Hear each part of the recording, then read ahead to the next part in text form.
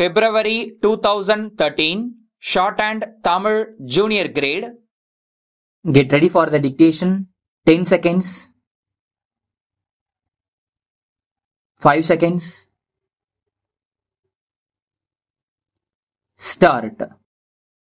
தலைவர் அவர்களே, அன்புள்ள பெரியோர்களே, ஆசிரியர் தினத்தை ஒட்டி நடக்கின்ற இந்த விழாவிலே பங்கு கொண்டு எனது கருத்துக்களை கூற வாய்ப்பினை நல்கியதற்கு என் மனமார்ந்த நன்றியை முதற்கண் தெரிவித்துக் கொள்கிறேன். நமது போற்றுதலுக்குரிய முன்னாள் இந்திய குடியரசு தலைவர் டாக்டர் ராதாகிருஷ்ணன் அவர்கள் பிறந்த நாளையே நாம் ஆசிரியர் தினமாக கொண்டாடி வருகிறோம். வழக்கமாக இந்த ஆசிரியர் தினத்தை ஒட்டி கல்வி நிறுவனங்களில் விழா நடத்தி ஆசிரியர்களை பாராட்டுவார்கள். அவர்களுக்கு நன்றி கூறி கௌரவிப்பார்கள். ஆசிரியர்களை நேரில் சென்று வணங்கி ஆசி பெறுகின்றவர்களும் இருக்கிறார்கள். எழுத்தறிவித்தவன் இறைவனாவான். மாதா பிதா குரு தெய்வம் என்ற மரபை எல்லாம் நாம் நன்கு அறிவோம். புனிதமான ஆசிரிய பணிக்கு எடுத்துக்காட்டாக விளங்கிய ஒருவருடைய பிறந்த நாளை ஆசிரியர் தினமாக கொண்டாடுவது ஆசிரியர் தொழிலுக்கு பெருமை சேர்ப்பதாக அமைகின்றது என்பதை எல்லோரும் ஒப்புக்கொள்வார்கள். நமது பள்ளி கல்லூரி ஆசிரியர்களை எண்ணிப் பார்த்தால் அவர்களுடைய திறமை தகுதியை எல்லாம் மதிப்பீடு செய்து பார்த்தால் அவர்களில் பெரும்பாலானவர்கள் நல்லாசிரியர்களாக இருந்ததை அறிவோம்.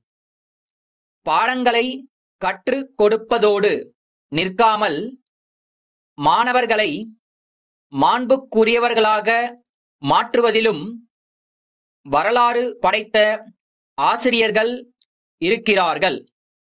அத்தகைய ஆசிரியர்களுக்கு அவர்களது மாணவர்களும் சமுதாயமும் நூற்றாண்டு விழா எடுத்து பாராட்டுவதும் நடக்கிறது. உண்மையில் ஒருவருடைய முதல் ஆசிரியர் அவரது அன்னையே. மொழியை, பழக்க வழக்கங்களை, பண்பாட்டை மற்றும் ஒழுக்கத்தை கற்றுக் கொடுக்கின்ற அன்னையே முதலாவது ஆசிரியர் ஆவார் என்பதில் ஐயமில்லை. அடுத்த நிலையில் கட்டுப்பாட்டை போதிப்பவர் தந்தை என்று கூறுவதில் தவறேதும் இல்லை. அதற்குப் பிறகு எண்ணையும் எழுத்தையும் கற்றுத் தருகின்றவர் ஆசிரியர். ஆசிரியர் தினம் என்றால் கற்றுக் கொடுத்த அனைவரையும் நன்றியோடு எண்ணிப் பார்க்கும் நாள் என விரிவாக பொருள் கொள்ளலாம் என்றே நான் கருதுகிறேன். அங்கொன்றும் இங்கொன்றுமாக ஆசிரியர்கள் மீதும் குற்றச்சாட்டுகள் கூறப்பட்டாலும் பெரும்பாலான ஆசிரியர்கள் கற்றுக் கொடுப்பதில் ஆர்வமும் ஈடுபாடும் திறமையும் உள்ளவர்களாகவே இருக்கிறார்கள் என்று சொல்லிக் கொள்வதில் நான் மகிழ்ச்சி அடைகிறேன். எனக்கு இந்த நிகழ்ச்சியில் பேசுவதற்கு வாய்ப்பளித்ததற்கு நன்றியை கூறி அமைகிறேன். மதுரையில் உள்ள வழக்குரைஞர் ராமன் பழனியில் தெற்கு ரத வீதி 4ஆம் இலக்கமிட்ட வீட்டில் இருக்கும் பாலன் என்பவருக்கு விடுத்த அறிக்கை. ஐயா, மதுரை மேல மாசி வீதியில் வசிக்கும் என் கட்சிக்காரர் திரு வேலன் அவர்கள் சார்பாக இந்த அறிவிக்கையை அனுப்புகிறேன்.